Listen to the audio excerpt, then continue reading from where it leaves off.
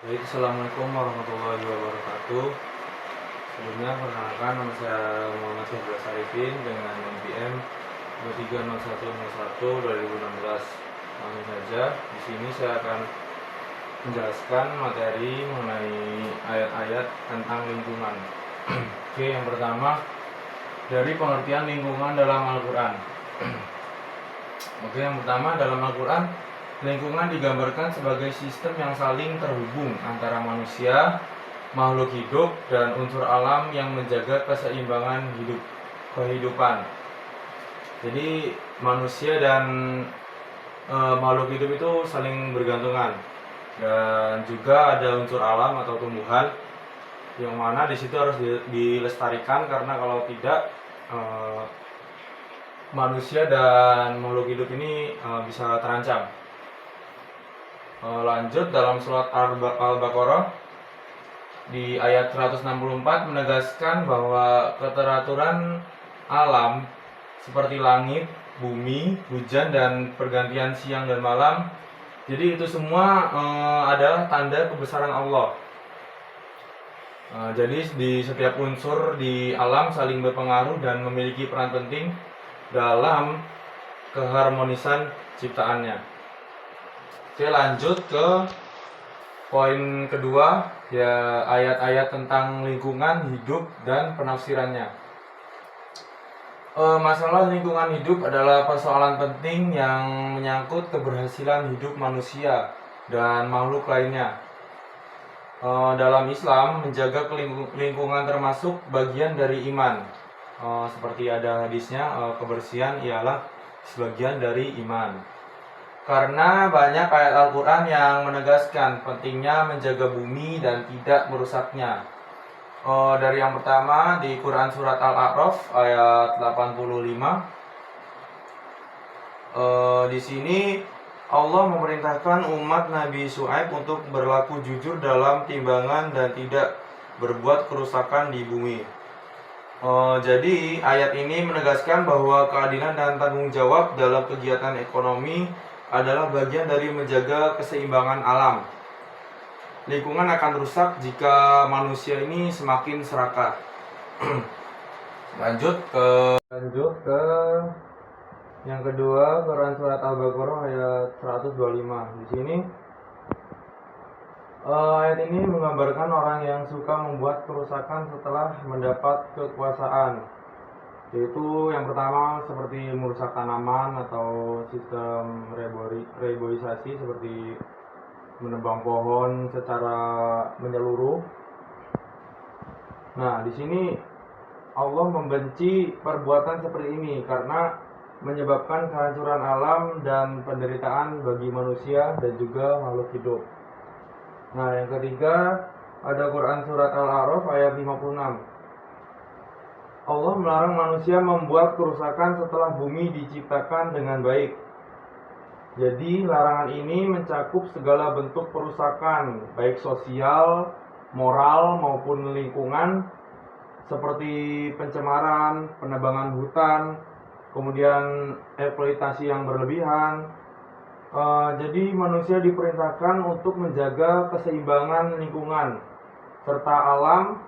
Nah, dan juga berdoa kepada Allah dengan rasa takut dan harapan, karena rahmatnya dekat bagi orang yang berbuat baik. Nah, jadi secara keseluruhan ini ayat-ayat di atas ini mengajarkan bahwa menjaga lingkungan ialah bentuk ketaatan pada Allah. Jadi bumi telah Allah ciptakan dengan seimbang dan manusia diberi amanah untuk melestarikannya, bukan merusaknya. Jadi semakin baik manusia menjaga alam, semakin besar pula keberkahan dan kesejahteraan yang akan diperoleh. Oke, lanjut ke poin 3, yaitu hubungan antara manusia dan makhluk hidup. Nah, jadi hubungan manusia dan lingkungan saling mempengaruhi. Manusia bergantung pada alam untuk memenuhi kebutuhan hidupnya, seperti membutuhkan tanaman untuk memudahkan kita mengambil oksigen. Nah, Dan juga sementara tindakan manusia juga bisa merusak atau menjaga lingkungan. Nah, yang merusak lingkungan ini seperti yang tadi, dia menebang pohon secara menyeluruh atau penebangan hutan itu untuk kepentingan manusia itu sendiri. Nah, dan juga menjaga lingkungan. Nah, menjaga lingkungan ini seperti menanam pohon dan juga melestarikan lingkungan. Nah, menjaga lingkungan termasuk bagian dari ajaran Islam atau hifz al-biyah. Sejajar dengan menjaga agama, jiwa, akal, keturunan, dan harta. Karena itu manusia perlu mengubah cara pandang dan perilakunya terhadap alam dengan menerapkan etika lingkungan, yaitu menjaga dan menghormati alam sebagai ciptaan Allah yang harus dilestarikan.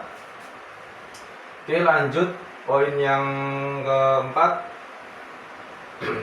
Tanggung jawab manusia memelihara dan memakmurkan lingkungan. Nah, di sini manusia memiliki tanggung jawab besar untuk memelihara dan memakmurkan bumi, karena lingkungan adalah bagian penting dari kehidupan manusia. Nah, di sini manusia ini memiliki tanggung jawab untuk melestarikan lingkungan. Nah, karena setiap manusia itu pasti membutuhkan lingkungan untuk bertahan hidup. Nah, dari penjelasan di atas, dalam Quran surat Hud, Allah menjelaskan bahwa manusia diciptakan dari tanah dan diperintahkan untuk memakmurkannya. Maksudnya manusia harus bijak mengelola alam. Nah, jadi kan manusia diciptakan dari tanah. Nah, ia diamanahi untuk memakmurkan bumi, yaitu difungsikan untuk memanfaatkan sumber daya tanpa merusaknya. Para ulama seperti Quraisyah, Ibnu Katsir, dan Al-Maraghi menafsirkan bahwa ayat ini menunjukkan kemampuan dan kewajiban manusia untuk mengelola bumi agar bermanfaat bagi kehidupan, seperti membuat tempat tinggal atau rumah contohnya, lahan pertanian seperti sawah, perkebunan, dan lain-lain, dan juga sarana ibadah seperti masjid, kemudian pondok pesantren, kemudian TPA, dan lain-lain.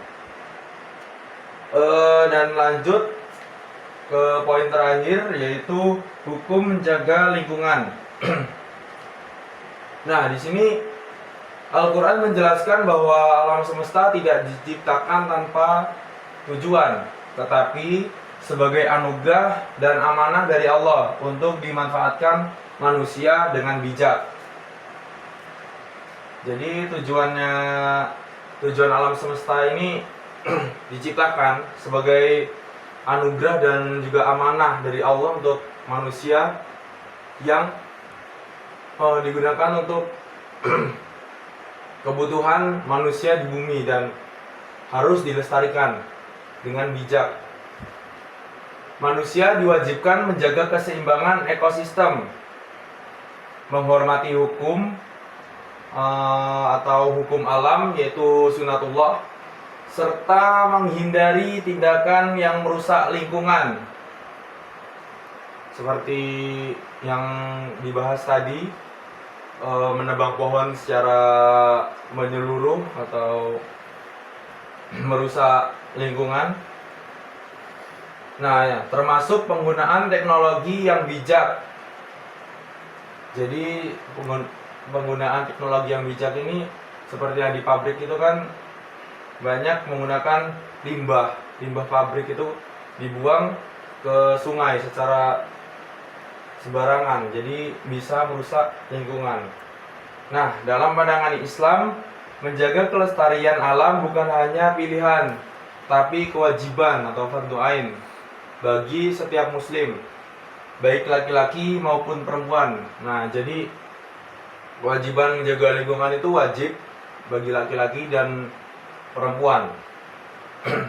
Nah, jadi itu yang bisa saya sampaikan, dan mohon maaf apabila ada kesalahan dalam pengucapan kata maupun perbuatan.